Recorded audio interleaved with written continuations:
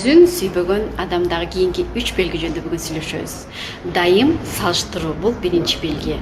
Салыштырууда ар бир адам турат. Керек болсо дүйнөлүк актриса Дженнифер Лопес да кийинки келе жаткан жаңы муундагы актрисалар менен салыштыра келсе, жашы менен, толку бою менен утулуп калат.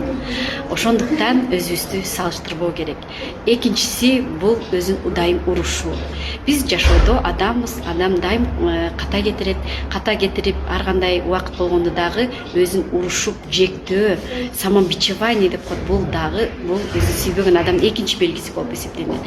Үчүнчү белгиси болсо, бул өзүнүн толку боюн кабыл албайт.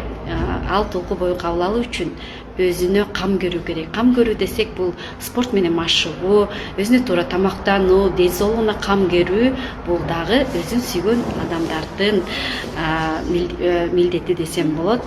Өзүн сүйбөгөн адамдар ушул белгилерде бар. Ошондуктан кийинки видеодо дагы өзүн сүйүү тууралуу көп кеңештерди айтам.